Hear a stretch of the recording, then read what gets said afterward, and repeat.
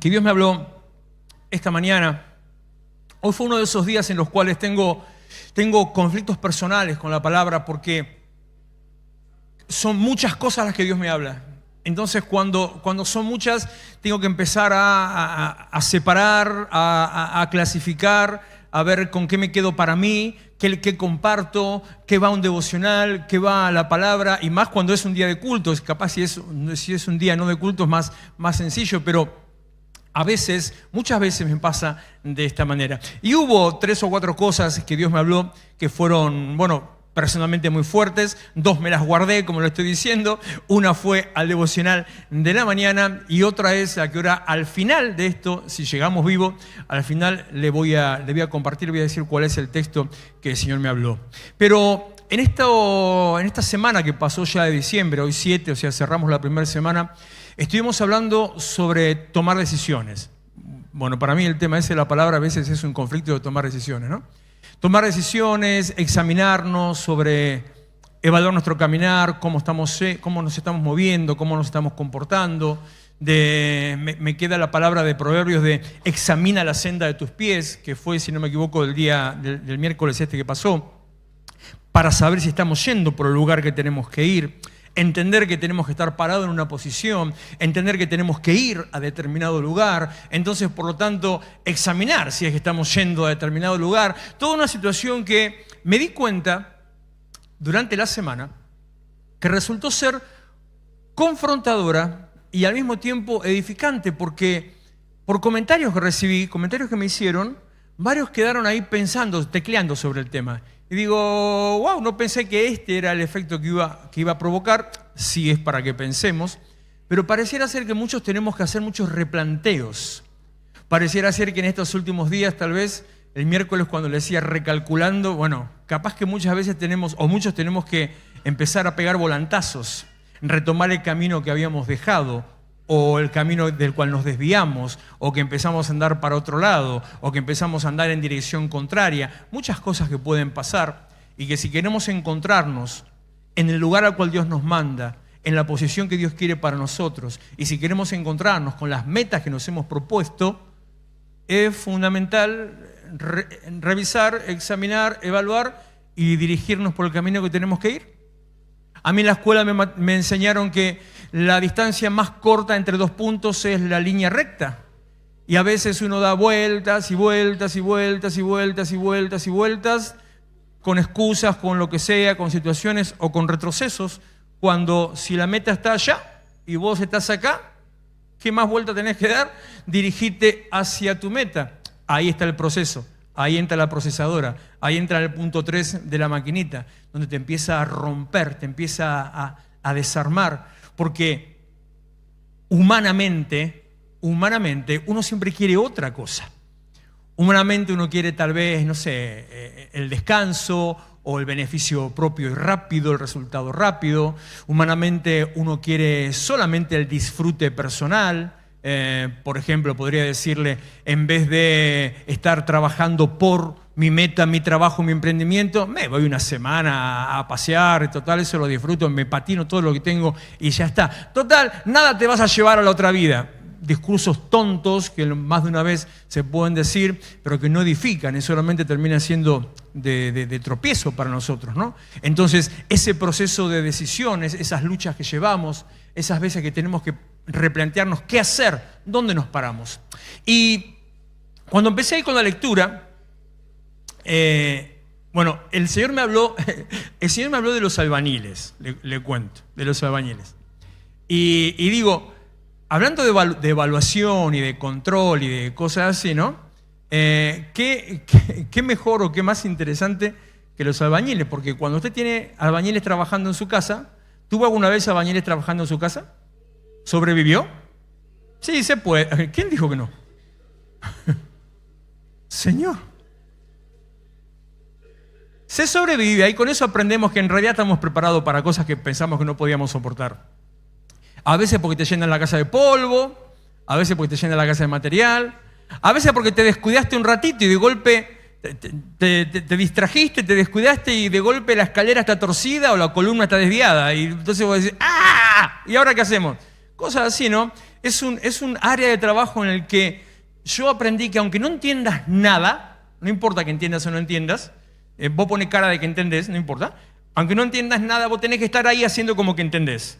Entonces, en ese proceso, podés evitar que te metan mucho el perro. Un poquito capaz que te lo meten igual, pero podés evitar que te metan mucho el perro. Y la evaluación de un trabajo, la evaluación de una obra, la evaluación del progreso de una obra que esté en construcción, de un arreglo, una reparación, depende de una constante evaluación, una constante observación. Estar mirando, tener en cuenta en la cabeza lo que quería hacer, tener en cuenta cómo tenía que quedar o cuál era la idea, por lo menos la idea básica original y cómo está yendo. Yo creo que en ese trabajo, en el tema de construcción, por lo menos a mí en lo personal, mucho me habla esto de evaluar las metas o los pasos que das. Porque vos tenés una idea en la cabeza, más o menos la volcás en un papel, empieza a hacerse un replanteo en el terreno, empieza más o menos a hacerse el trabajo, y cuando ya empieza a tomar forma, vos lo mirás y decís, no, pero así no, pero así no me sirve, no, pero así no era, no, pero esto está mal, no, pero esto ahora no lo quiero. Es una constante de estar haciendo permanentes cambios, movimientos. Esto, para los que entienden el tema, es como hablar malas palabras. La veo a Natalia que se le paran los pelos así por decir como cambio sobre la obra no va. Una vez que está el plano ya está, ¿no es cierto? Bueno, pero, ¿no? ¿Se puede cambiar también? ¿Es válido? Entonces no me mande tantos líos. Bueno, más o menos vamos bien. Y en este proceso de controles, de recontroles, de evaluaciones y qué sé yo, lo primero que me llevaba al Señor era una palabra que creo que leí si no me equivoco fue el miércoles también, Ageo capítulo 1, versículo 5. Así ha dicho Jehová de los ejércitos, mediten sobre vuestros caminos,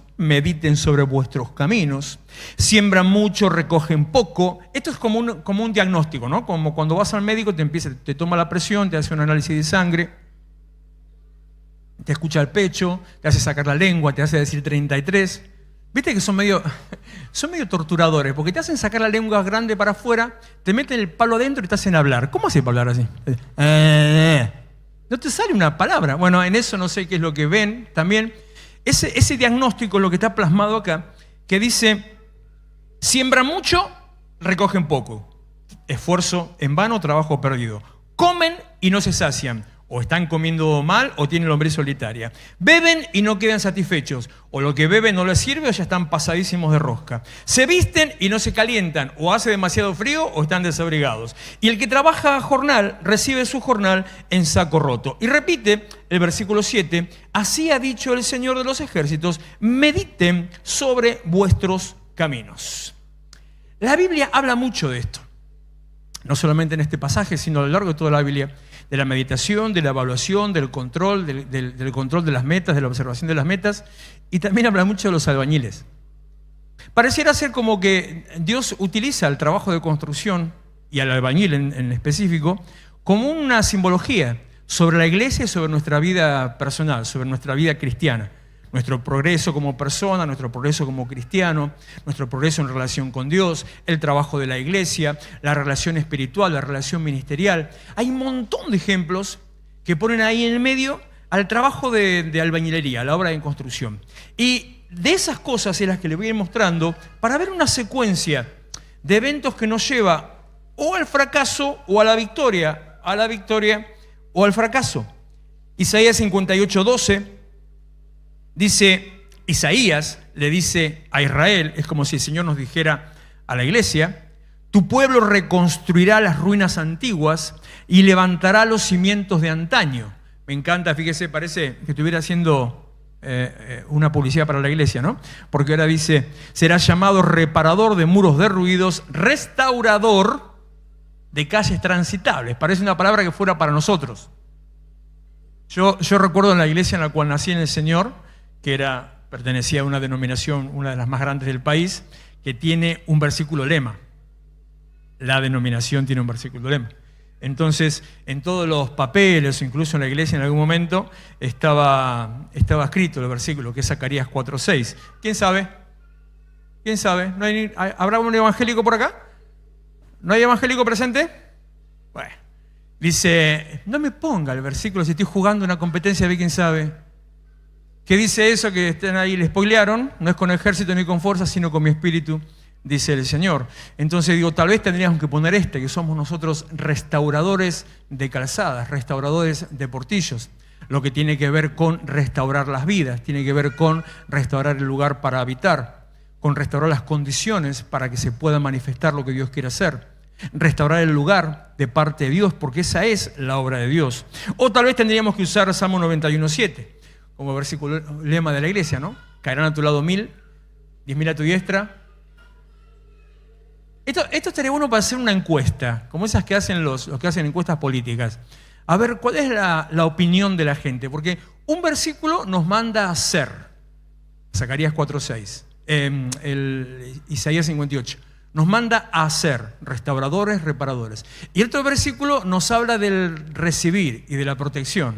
Entonces, ¿cuál querés para que sea tu versículo de la iglesia? ¿El hacer o el recibir? Era obvio que iba a ser así. Nadie se anima a decir nada, recibir. Nadie. Sea sincero, diga así, sinceramente. El tema es que en Dios es más bienaventurado dar que recibir. Entonces, Dios, que preparó ese método a propósito, porque de tonto no tiene un pelo, Dios creó un sistema donde si usted da, entonces recibe. Y lo que recibe es en abundancia. Por lo tanto, ¿querés recibir? Tenés que dar. En el reino de los cielos todo se mueve alrededor de la siembra y la cosecha. Isaías le habla a la iglesia. Le habla a la iglesia espiritualmente como si fuera a nosotros, hablando de que la iglesia tiene que restaurarse a sí misma, a cada uno que somos la iglesia, y una vez todos restaurados, puestos en el lugar que tenemos que estar, entonces a partir de ahí la iglesia restaura a la iglesia. Y la iglesia, restaurando la iglesia, esa parte de restaurador de portillos y de calzadas, la iglesia es la que prepara las condiciones en el lugar donde estamos para transformar el lugar, para transformar la sociedad. Vuelvo sobre un concepto que tal vez hace mucho que no lo digo, pero lo sigo creyendo. Estoy totalmente convencido. Para mí es una de las columnas de la iglesia. La iglesia tiene la capacidad de transformar. La iglesia tiene la autoridad espiritual para cambiar el ambiente. La iglesia tiene la autoridad espiritual y el llamado de Dios para cambiar el lugar donde estamos, para afectar. La iglesia tiene, es más, la iglesia tiene la responsabilidad, y al decirle responsabilidad tengo que decir, la iglesia tiene la culpa de la condición en que se encuentra la ciudad, la provincia, el barrio, la ciudad, la provincia, el país. Y si bien la iglesia no tiene ningún tipo de injerencia política, ni hacemos política, ni estamos en cargos de gobierno, la iglesia tiene la responsabilidad y la culpa de lo que pasa.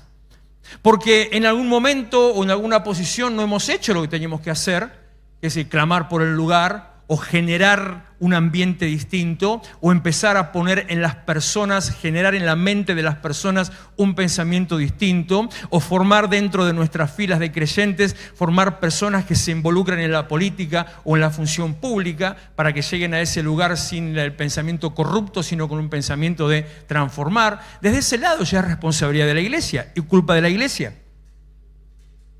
Pero también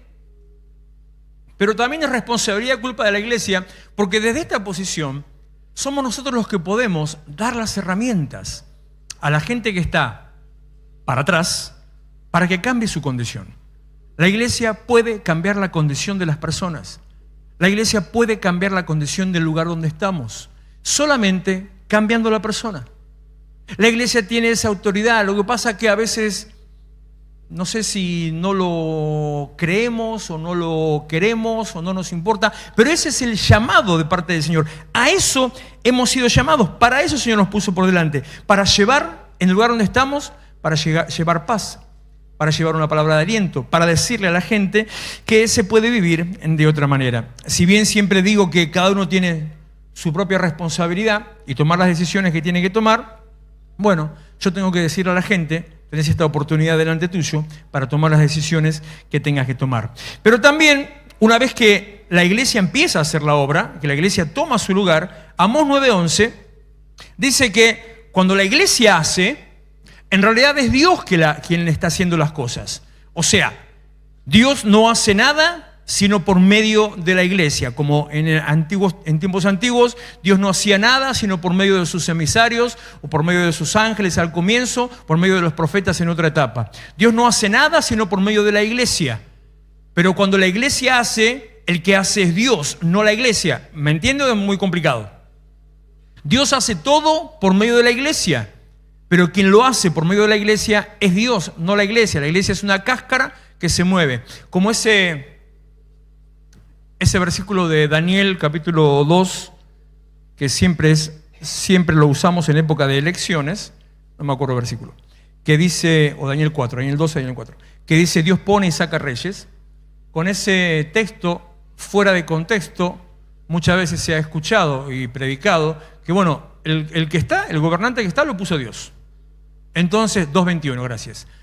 Quita reyes, pone reyes. Entonces, tomando ese texto sin entendimiento, bueno, Dios puso al gobernante, porque si Dios no hizo nada para que no esté, Dios lo puso. Así que hay que aguantársela, hay que respetar a todo el mundo, por supuesto, hay que cumplir las leyes, por supuesto. Por eso, porque hay que respetar, hay que cumplir las leyes, hay que entender lo que está diciendo de que Dios pone y saca reyes. Dios pone y saca reyes por medio de la iglesia. Con una iglesia que empieza a cambiar el pensamiento, una iglesia que siembra valores, una iglesia que forma gente para involucrarse, una iglesia que se involucra en la actividad social del lugar donde está, una iglesia que se muestra, una iglesia que infecta a la gente de Cristo para que entonces esa gente le cambie la cabeza y cuando vaya a votar, vote valores, no militancia. Porque si no después nos encontramos, como ya tantas veces nos ha pasado, nos encontramos que tenemos que obedecer, o tenemos que respetar, o tenemos que seguir a alguien que está totalmente fuera de los valores cristianos. Y peor todavía, no solamente que tengamos que respetar, que tengamos que seguir, sino que a veces tenemos que aceptar y tolerar cosas que van en contra de nuestra fe. ¿Y quién los puso? Bueno, yo hice una estadística en los últimos años, en las últimas 2 elecciones, donde pude comprobar que aún aquellos que predicaban, uso a propósito esa palabra, aún aquellos que predicaban el aborto, pudieron llegar al gobierno por la iglesia. Porque si hay determinada cantidad de cristianos nominales registrados en las iglesias y los únicos votos hacia partidos cristianos, no digo que vote partido cristiano porque son un desastre todos, pero para decir como ejemplo, era apenas el 2 o 3% de la cantidad de cristianos registrados, nominales.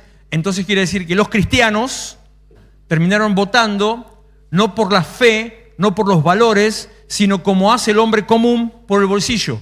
No lo juzgo, pero eso me está diciendo que la iglesia hizo mal su trabajo. La iglesia es responsable y la iglesia es culpable. Amós 9:11, en aquel día restauraré la casa caída de David, la iglesia, repararé sus grietas, restauraré sus ruinas y las reconstruiré tal como era en días pasados. Dios hace la obra por medio de la iglesia, pero cuando la iglesia se empieza a mover es Dios que la hace. O sea, hay una, ¿cómo dijiste vos? Dependencia.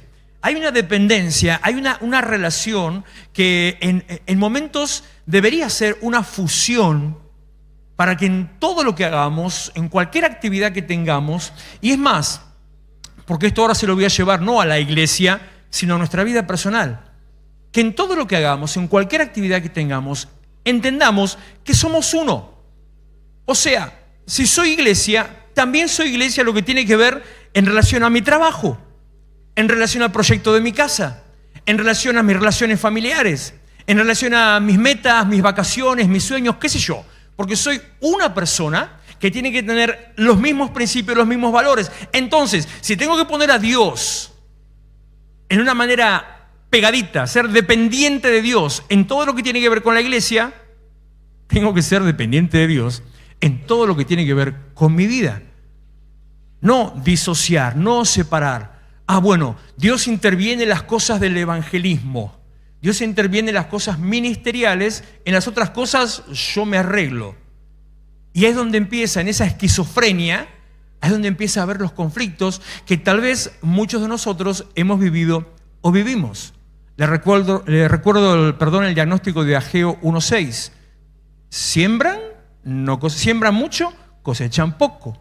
Comen, no se sacian. Toman, no se llenan, o no se sacian, no sé qué decía también. Se visten y no se abrigan. Hacemos, pero no nos sirve. ¿Por qué? Bueno, en los versículos siguientes, versículos 8 y 9, si no me equivoco, da la explicación. Te da la explicación y te da la solución. Dios nunca te deja en medio de un brete, ¿no? Dios cuando te dice una situación también te da la solución. Y la explicación y la solución tiene que ver con esto mismo que estamos hablando. Con moverte fuera de la dirección de Dios, pensando que Dios es Señor de mi vida, pero yo manejo mi vida como quiero. ¿O acaso no tengo derecho a manejar mi vida como quiera? Y en ese todo derecho que tenés, hay un choque permanente que te lleva, te pone en una posición donde no recibís lo que estás esperando recibir. Y ahí yo me pregunto, ¿querés recibir la bendición? ¿Querés recibir la promesa? ¿Querés alcanzar la meta que te propusiste? ¿Querés estar mejor a fin de año?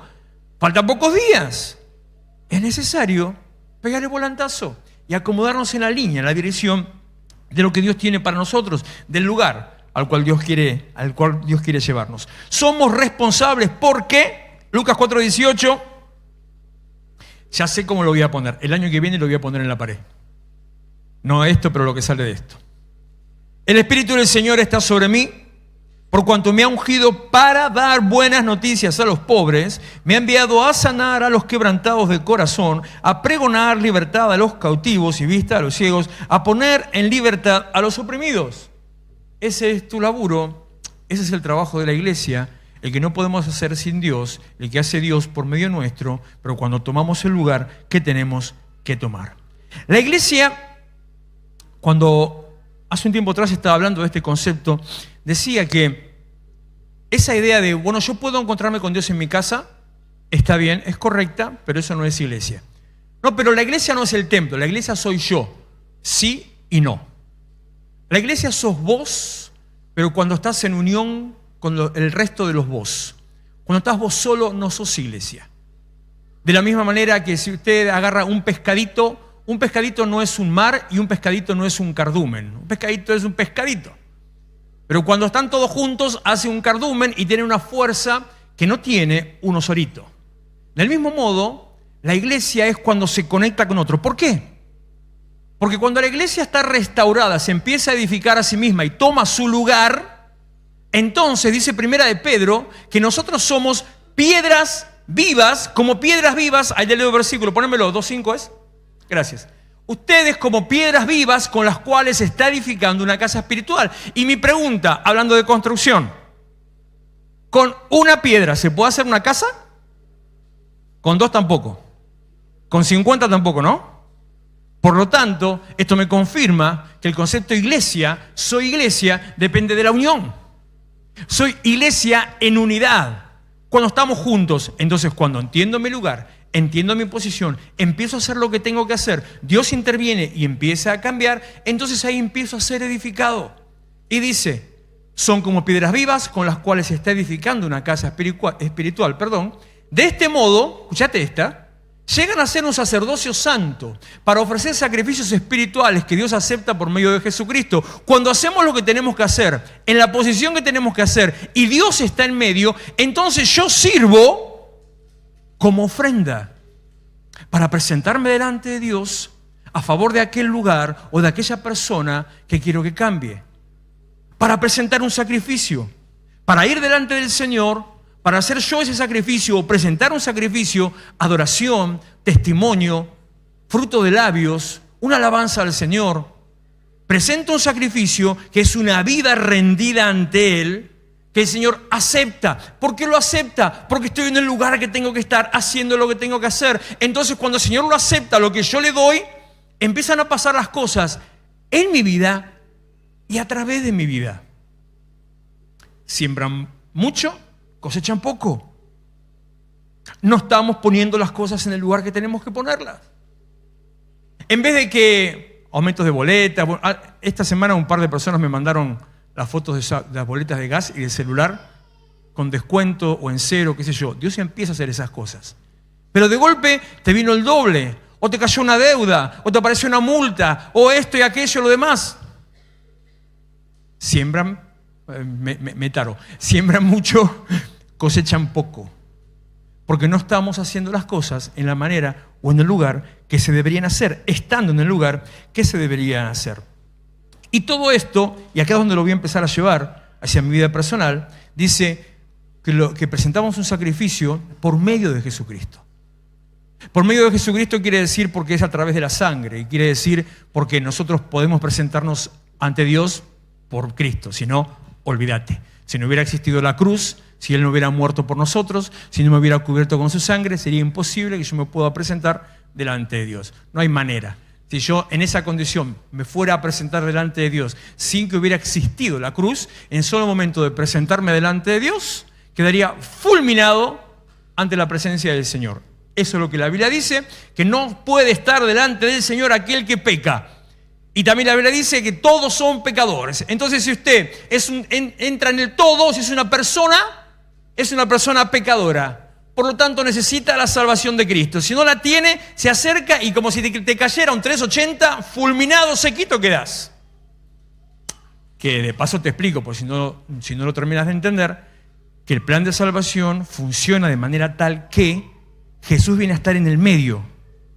Entonces, en un eterno multiverso donde permanentemente las distintas líneas de tiempo se están fusionando, cada vez que una persona va a presentarse ante Dios para arrepentirse de sus pecados, Dios envía juicio sobre esa persona, calcinándolo porque es pecador, pero en esa fusión de líneas de tiempo está Cristo muriendo a favor de esa persona y el juicio de Dios sobre la persona cae sobre Cristo. Y no es que muere 1000 veces, es una sola vez vista infinita cantidad de veces. Y ahí es como vos realmente podés decir que sos salvo. No si la física cuántica te enseña más salvación que otras cosas. De esa manera, porque recibís ese beneficio de la cruz. Entonces, por medio de Jesucristo, estando Él presente, es que se puede presentar el sacrificio, se puede presentar la adoración, se puede hacer la obra. Cuando vos te olvidás de Jesucristo, cuando empezás a moverte según tu manera, tus criterios, tu plan, tus estrategias, cuando acumulaste años o experiencia, cuando lo peor que te puede pasar, ya sabes cómo son las cosas. Cuando tuviste una trayectoria, una posición o qué sé yo, incluso ministerio. Y es más, no, yo ya sé que esto es así, que esto es así, que esto es así. Por lo tanto, empezás a hacer las cosas, no quiero decir con tus fuerzas, en tu humanidad, eso no genera un resultado favorable sobre tu vida. Eso no genera un fruto de bendición sobre tu vida. En vez de traer bendición sobre tu vida, lo que eso trae es así como cansancio, agotamiento, frustración. Cuando te corres del plan, del propósito y de la visión, no cosechas transformación. Cosechas cansancio, agotamiento y frustración. Tendría que preguntar, pero si me contestan tenemos que cambiar la prédica. ¿Te sentís cansado, agotado, frustrado? Y ya empezamos a hacer sanidad interior, hacemos un encuentro, hacemos liberación, se empiezan a manifestar los demonios. Bueno, voy con Ageo, que me sirve para todo. Sembrás mucho, cosechás poco. ¿Estás ahí? No está el Señor en la posición que tiene que estar. Por lo tanto, no estás cosechando transformación, gozo, paz, plenitud, sino que estás cosechando cansancio, agotamiento, frustración. Nehemías 4:10, como me gusta don Nehemías, por su parte, la gente de Judá decía: los cargadores desfallecen, pues son muchos los escombros. No vamos a poder reconstruir esta muralla. Esto lo usé esta semana, a uno de las 3 prédicas anteriores, hablando sobre cuando vos pones el foco, por ejemplo, en este caso, pones el foco en el esfuerzo que tenés que hacer, en vez de poner el foco en el resultado. Cuando vos tenés que sembrar o trabajar, según dónde esté puesta tu mirada, me gusta cuando dice en Hebreos de Moisés que tenía la mirada puesta en el futuro, en el premio que iba a recibir, pero cuando vos no pones la mirada en lo que vas a recibir, sino pones la mirada en el cansancio que te está llevando lo que estás haciendo. Empezaste una carrera, te metiste a estudiar alguna carrera, algunas son complicadas, largas, otras son más cortas. Entonces vos con toda la fuerza, con todo el ánimo, estás mirando el día en que te vas a recibir. Aunque pase, no sé, que falte muchísimo, no interesa. Entonces tenés todo el esfuerzo, todo lo pones en ese día. y como si fuera algo medio místico, esto lo invento ahora, no piense que es real, estás viendo, en una imagen te estás viendo ahí recibiendo el diploma en ese día. Entonces, como si fuera la zanahoria al burro, seguís, mirando el día en que recibas el premio de tu esfuerzo. Pero si en vez de mirar el esfuerzo, como Pedro mirando a Jesús en el agua, en vez de mirar el esfuerzo, vos mirás el cansancio de hoy, el de ayer, el de mañana, otra vez lo mismo, la misma rutina. Otra vez tengo que hacer lo mismo, nuevamente igual. Y esto no termina más. Mirá lo que te falta, mirá lo que pasó. Decís, no doy más. Cuando pones los ojos no en el logro, no en la meta, sino pones los ojos en el esfuerzo, eso te lleva a la frustración. Entonces lo que tenés que hacer es mirar allá, porque lo interesante de este pasaje, Nehemías, es que dice, unos versículos antes, que la muralla había sido construida hasta la mitad de su altura. Y los tipos, en un momento dicen, no, ya es demasiado. Y es como decir, es mucho lo que falta por hacer. ¿Cuánto faltaba por hacer? Lo mismo que habían hecho. No, pero ya estoy cansado. Bueno, eso se soluciona fácil. Descansa, pará un cachito, tomate 5 minutos, tomate un té o tomate una grapa, lo que quiera, no sé, y ahí después te levantás otra vez. Pero no, si no te das cuenta que lo que te falta es lo mismo que ya hiciste, y que si lo pudiste hacer, tenés la misma capacidad para seguir haciéndolo, entonces tu mirada está puesta en el lugar equivocado. Y en este caso nos está diciendo, al estar poniendo la mirada en el lugar equivocado, no, es mucho. No puedo seguir. Es mucho. Bajás los brazos, te cansás. Cuando no está puesto Jesucristo en el lugar que tiene que estar, cuando tu mirada no está puesta en el lugar que tiene que estar, cuando no ocupa el Señor el lugar que tiene que ocupar, cuando vos no estás fundamentado, parado, te lo voy a decir ahora, en la posición que tenés que estar, entonces empezás a cosechar agotamiento, cansancio y frustración. Y lo digo y lo repito tantas veces porque esto puede ser más habitual de lo que usted se imagina.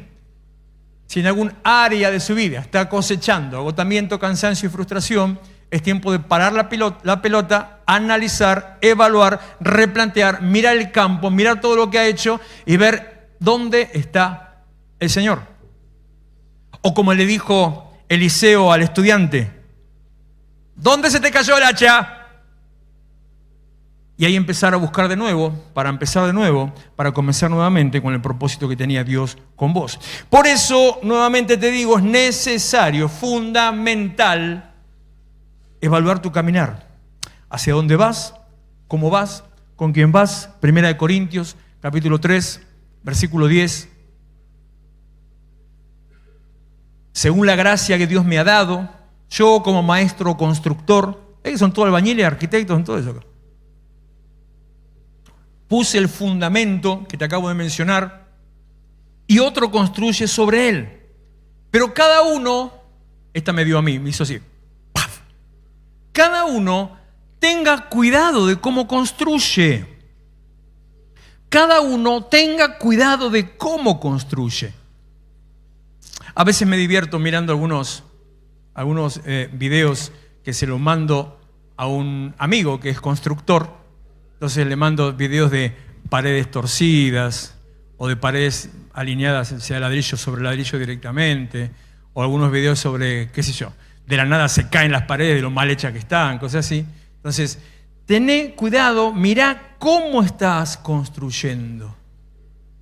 ¿Qué materiales estás usando? ¿Sobre qué fundamento, que es lo que dice ahora a continuación, sobre qué fundamento estás edificando? Dice, yo como maestro constructor puse el fundamento y otro construye sobre él, pero cada uno tenga cuidado de cómo construye. Poneme el 11, por favor. Porque nadie puede poner un fundamento diferente del que ya está puesto, que es Jesucristo. ¿Cuál es el fundamento sobre el cual te moves, sobre el cual parás, sobre el cual caminás? ¿Cuál es el fundamento sobre el que edificás? ¿Cuál es la motivación? ¿Qué es un fundamento? A veces el fundamento es aquello que encontramos como explicación para una discusión. Entonces tenés fundamentos serios para plantear determinado tema. Entonces ahí te agarrás de los pelos en quien sea porque vos estás bien firme, parado en tal postura o tal posición. A veces tu fundamento es simplemente una idea, una suposición. Y cuando estás fundamentado en suposiciones, es lo mismo que edificar castillos en el aire. No tenés fundamento para afirmar algo que te esté pasando, algo que estés reclamando o alguna situación que vos creés que está pasando a tu alrededor. Te estás guiando por imaginación. A veces ni siquiera chismerío, imaginación. Pero también fundamento, y en realidad de eso se trata. Fundamento es una base. Fundamento es aquello sobre lo cual después se coloca una columna, que es la que después, sobre esa la que sostiene una casa. Fundamento es esa base que va bajo tierra, que puede ser más o menos grande según el terreno, según lo que vas a construir y demás, que es un pedazo de monstruo ahí grandote, sobre que lo que se edifica ahí queda todo firme. Fundamento lo que le faltaba al hotel de Gesell, ¿se acuerda ese el mes pasado que se vino abajo? Bueno, no le faltaba fundamento, el fundamento lo tenía, las bases estaban, lo que pasa es que los bestias cortaron las columnas. Peor que si no hubieran hecho bases. Decían, no, esto me molesta, queremos hacer una decoración distinta, un ambiente distinto. Entonces, cuando al final salió toda la luz de lo que pasó, sí lo viste, ¿no? Cortaron 3 columnas del medio. 5 columnas o 6, cortaron 3 columnas del medio para que le daba más amplitud a la entrada al lugar. Y claro, si cortaste las columnas, se vino todo abajo inmediatamente. Murieron 8 o 9 personas, creo. Fundamento es aquello sobre lo que vos te parás, sobre lo que te parás. Fundamento es aquello sobre lo que edificás. Fundamento es el motivo, es lo que te sostiene, es la base. Dice que el fundamento es Cristo. Y ahora viene la parte de las preguntas. Bueno, el miércoles hice 200.000 preguntas. Fue una prédica reflexiva el miércoles. Si el fundamento es Cristo, sobre lo que te apoyás, sobre lo que edificás, sobre lo que te parás, es Cristo. Si el que sostiene la obra, que sostiene la columna, que sostiene la casa, es Cristo. ¿Cuál es tu fundamento? ¿Sobre qué estás edificando? ¿Cuál es la razón por la cual edificas? ¿En qué se basa tu actitud diaria? ¿En qué se basa, en qué se apoya tu comportamiento, tus decisiones? ¿En qué se basan, en qué se apoyan tus decisiones? Tus proyectos. ¿En qué se basan tus proyectos? ¿En qué lugar de tus proyectos, me tengo que sentar yo mismo conmigo a replantearme 1000 cosas? ¿En qué lugar de tus proyectos entra Dios? Y en aquellos proyectos que ya tengas, que ya estén empezados o por empezar, en aquellos proyectos que tal vez entra Dios, en aquellos proyectos que entra Dios, ¿qué lugar tiene Dios? Porque capaz que Dios tiene el lugar de, Señor, bendecí mi proyecto. ¿Cuál es sobre qué gira? Esto para lío, esto para Santa Cena tenía que ser hoy. ¿Sobre qué gira tu vida? Es muy complicado, vamos a simplificarlo. ¿En función de qué organizás tu vida? Bueno, si sos líder, si sos ministro, si sos obrero, deberías entenderlo. Si no, no tenés por qué entenderlo. Pero en definitiva, eso hace un poco a la vida cristiana, a lo que es el ser cristiano. ¿Sobre qué gira tu vida? ¿Cuál es, en función de qué gira tu vida? Te explico. ¿Ir a la iglesia está en función de ir al partido? ¿O ir al partido queda en función de ir a la iglesia? Te explico, porque capaz que no me entendés. Si cumpleaños la tía Chola, hace 20 años que yo nombro a la tía Chola, que hasta ahora nunca nadie tuvo una tía Chola, así que no aparezca nunca. También me la agarraba con el otro, con el profeta Curichumbi, ¿verdad? La tía Chola y el profeta Curichumbi, son los dos, mis dos personajes. Pero el Curichumbi existe de verdad.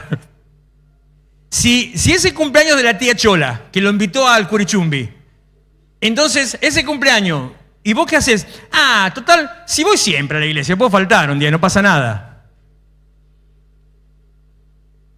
¿Organizás tu vida en función de el cumpleaños o de la iglesia? Eso es fanatismo, pastor. No, yo no digo nada, yo pregunto nomás. Según cuál sea tu prioridad. ¿Está mal ir a un cumpleaños? Para nada.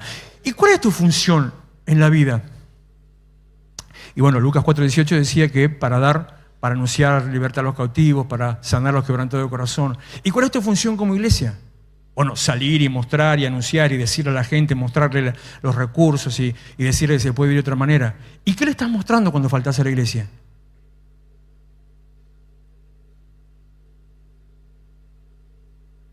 No le estás mostrando que esa persona es más importante. Le estás mostrando que la iglesia no es tan importante.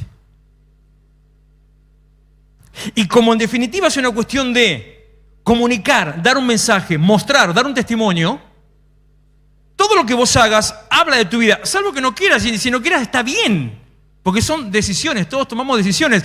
¿En función de qué tomás tus decisiones? ¿Sobre qué fundamento edificas tu vida? ¿Sobre qué fundamento edificas tu casa? Y tu casa me refiero a tu familia. ¿Cuál es el eje? ¿Cuál es la prioridad? ¿En qué posición está el seguir y servir a Cristo? No se puede poner otro fundamento del que ya está puesto. O sea, si sos cristiano, yo lo lamento. ¿Qué quiero que le haga? Ya está, es así.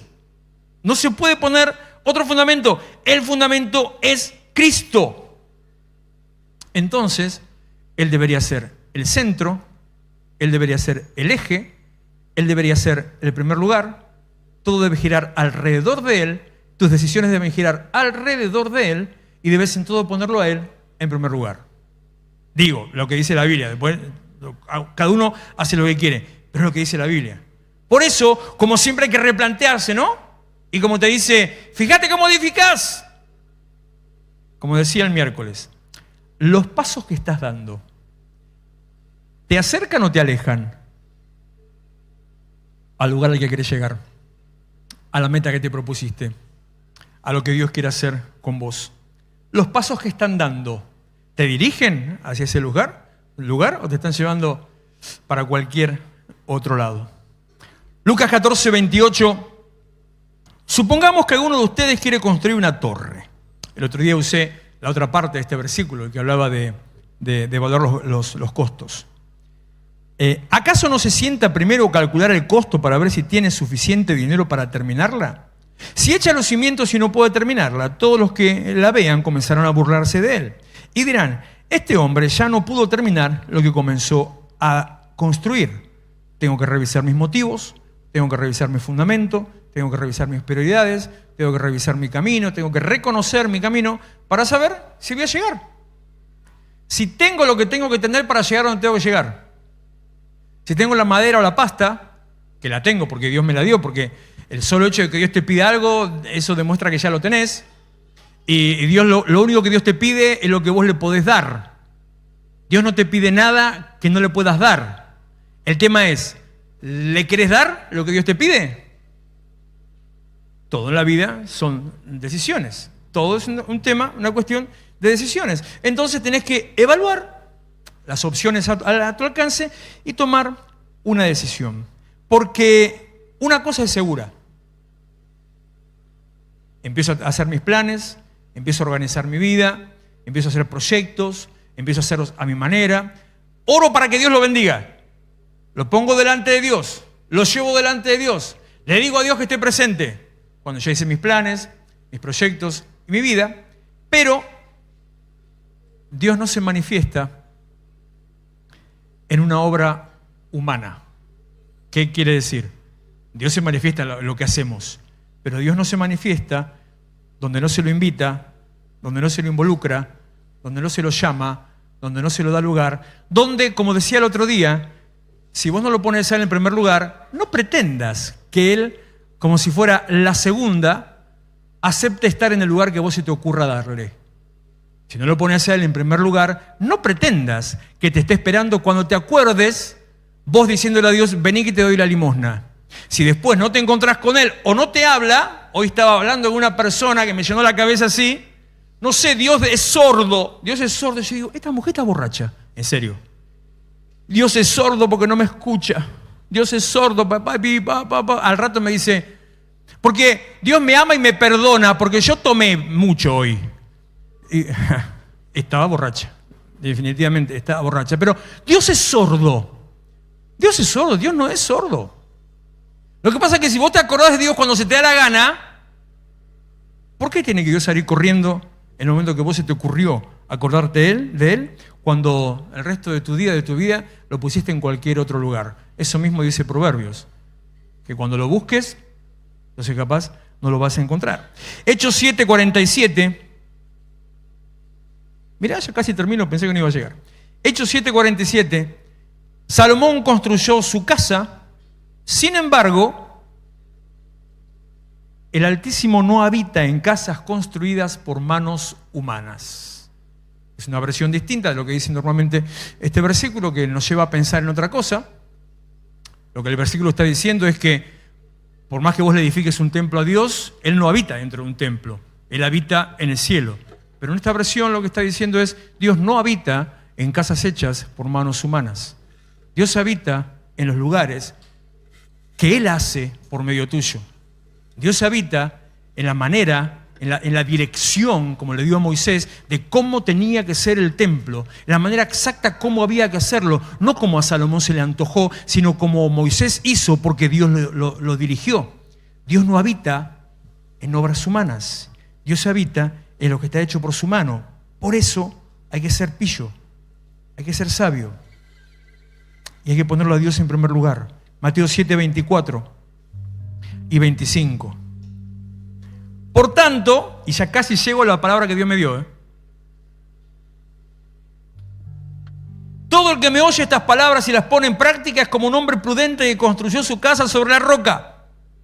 Cayeron las lluvias, crecieron los ríos, soplaron los vientos, azotaron aquella casa. Con todo, la casa no se derrumbó, porque estaba cimentada sobre la roca. En vez de hacer castillos en el aire, por eso decía que andaba circulando un video viejo mío por ahí, de la época de la pandemia. Recién encontré un barbijo en mi oficina, un barbijo de lo nuestro con logo. Me agarró melancolía de revolearlo por ahí nomás, pero ¿te acordás de los barbijos que usábamos todo el tiempo? Se me caían permanentemente. Y en ese video decía, Dios no busca metalúrgicos. Qué raro que nadie se ofendió, ¿no? Dios no busca metalúrgicos, Dios busca solamente constructores, Dios busca albañiles. Dios no busca a aquellos que buscan chapa. Dios se manifiesta en los que edifican sobre la roca. Esto, no edifiques castillos en el aire. No lo dejes a Dios afuera de tus actividades. Edifica sobre Él. Sobre. Que Él esté presente en todo lo que hagas. Hebreos 3:4. Porque toda casa tiene su constructor, pero el constructor de todo es Dios. Podés hacer mucho, podés tener mucha cancha, podés tener muchas habilidades, podés tener mucha experiencia, podés tener mucho conocimiento, podés tener años de iglesia, podés tener años de vida espiritual, sobrenatural y manifestación espiritual. Podés hablar en lenguas, en japonés, en turco o en chino. Podés hacer lo que se te dé la gana. Podés orar, la gente se cae. ¡Ay, qué tremendo! Podés orar, la gente se sana. ¡Ay, tremendo! Podés orar y los demonios se van. ¡Ay, mirá vos qué cosa! Podés hacer lo que quieras. Pero si no edificas sobre Él, es solamente trabajo en vano, tiempo perdido. Lo que significa cansancio, frustración y agotamiento. ¿Querés saber lo que Dios me dijo? Salmo 127. Si el Señor no edifica la casa, en vano se esfuerzan los albañiles. Si el Señor no cuida la ciudad, en vano hacen guardia los vigilantes. Pero un cachito más. Sigue un cachito más. El 2. Es. En vano madrugan ustedes y se acuestan muy tarde para comer un pan de fatigas. ¿Lo entiendes? Se lo explico.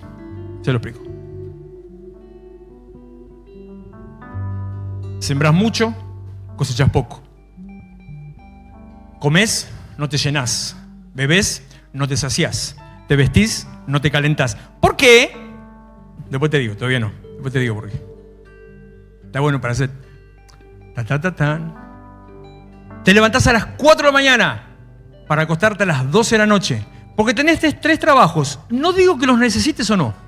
No voy a entrar en esa porque vivimos en una época que mamita querida. Pero el punto está en entender que a pesar de que lo necesites, Te rompes el lomo en todo lo que haces para alcanzar, para tener, para llegar. Para comer un pan de fatigas. O sea, para comer de lástima y de a las apuradas entre laburo y laburo. ¿Cuándo? Y esto me dio con un sopapo. Porque Dios lo da a sus amados mientras duermen. Confías en Dios, esperás en Dios. Descansás mientras duermen. ¿Entendés? Dios lo da a sus amados. Amados, relación, intimidad, directa. No amante, amado. No, vení que ahora tengo un ratito para vos. Amado. Dios se lo da a sus amados. Intimidad, compañía, dedicación, tiempo. Cuando los amados descansan y duermen, confiando, esperando, haciendo, no vagueando. Confiando, esperando, haciendo. Y haciendo en forma activa la obra de Dios, descansando, tranquilo. Entonces a esos Dios le da. ¿Cuál es el versículo que tengo que leer? Proverbios 3, 5 es. A ver. Proverbios 3, 5. Confía en el Señor de todo corazón. No te apoyes en tu propia inteligencia, tu sabiduría, tu experiencia, tus años, tu trayectoria, tu credencial de miembro de la iglesia, de cuando usábamos credencial de miembro, tu credencial de evangelista, apóstol, pastor, de apóstola, de esa que les conté una vez que le dicen es obispa. Cada vez que yo veo a la hermana fulana, obispa fulana, digo, pienso en una avispa, no puedo evitar pensar, ¿cómo le van a poner obispa? Para mí que el marido no la quiere. No le puede poner obispa. Versículo 6. Reconocelo en todos tus caminos, y ahora vamos al 7 y al 8, y Él enderezará tus sendas, que hablamos el otro día. Pónete en el camino de Él y los caminos torcidos se van a enderezar. No seas sabio en tu propia opinión. No, pero yo sé. No, pero vos no entendés. No seas sabio en tu propia opinión. No, pero yo ya sé cómo es esto. No seas sabio en tu propia opinión. Yo ya lo viví, yo ya lo pasé. Vos porque te asustás, pero yo la tengo clara. No seas sabio en tu propia opinión. Más bien, 8, teme al Señor, huye del mal. Esto infundirá salud. Y lo de los huesos, de paso. Esto infundirá salud a tus huesos y fortalecerá tu cuerpo, fortalecerá tus huesos. Seguime hasta el 10, 9 y 10. Honra al Señor con tus riquezas y con los primeros frutos de tus cosechas.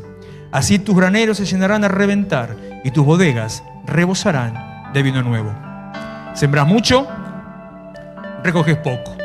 Había una parte que me olvidé. Metés en el bolsillo y se te va por saco roto o por bolsillo roto.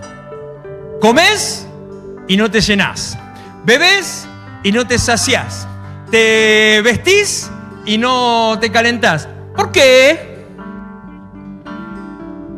Como le dije el otro día, no me acuerdo si era Gastón o si era quién. ¿Por qué? ¿Y por qué? Pero él te da la explicación. Versículo 7, Ageo 1:7, chicos, por favor. Así ha dicho Jehová de los ejércitos: mediten sobre sus caminos, mediten. ¿Te está pasando algo de eso?